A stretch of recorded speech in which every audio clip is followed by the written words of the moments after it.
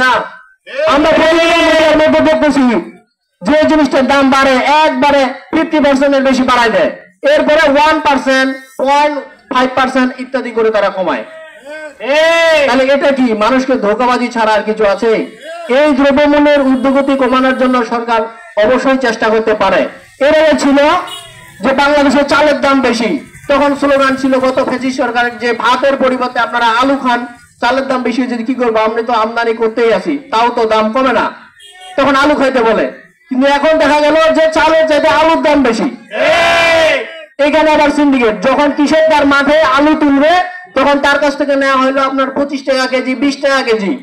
কৃষকের যখন আলু শেষ হয়ে গেল, শেষ হওয়া মাত্র দেখলো যে যারা ফসল আবাদ করে তারা তো নির্দিষ্ট একটা পুঁজি খরচ করে আবাদ করছে, তার সংসার চালানোর প্রয়োজন, সে ফসলটা উঠানোর পরে সে কিন্তু তাকে বিক্রি করতেই হয়, তার অন্যান্য খরচ আছে।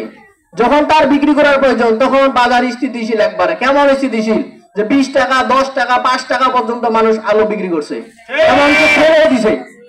যখন দেখা গেল যে এখন আর তাদের মধ্য থেকে তেমন সংগ্রহ করা যায় না এই শস্য ক্ষেত্র, এই সংগ্রহ না করার দরুন কিছু সিন্ডিকেটকারী রয়েছে, তারা ডবল অঙ্কের বড় বড় লট মজুত করে সরকারি উচ্চ কর্মকর্তাদের ঘুষ দেওয়ার মাধ্যম দিয়ে সিন্ডিকেট শুরু করে দিল।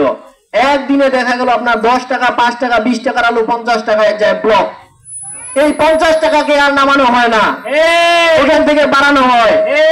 ওইটা যারা কমাইতে যায় তাকে দেখা গেল যে কিছু খুচরা দিয়ে দিল, কিছু টাকা পয়সা দিয়ে দিল যে আমার এই সিন্ডিকেট আপনি ভাঙতে এসছেন, আপনিও খান ভাই, আমিও খাই, আপনিও খান। তখন কি করে, তাকে যদি 10,000, 20,000, 50,000, 1 লাখ, 2 লাখ, 1 কোটি, 2 কোটি টাকা দিল, এই লোকের 100 কোটি, 200 কোটি টাকার মজুদ আছে, তখন সে 50 টাকা জিনিসটা 52 টাকা ধরে বিক্রি করা শুরু করলো।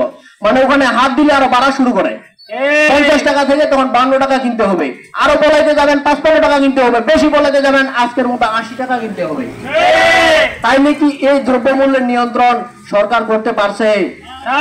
যতদিন পর্যন্ত সচেতন সমাজ, যেমন বৈষম্য বিরোধী ছাত্র আন্দোলনের মাধ্যম দিয়ে, কোটা আন্দোলনের নাম দিয়ে তারা তাদের সমস্ত অপকর্মগুলোকে ধূলিসাৎ করে দিয়ে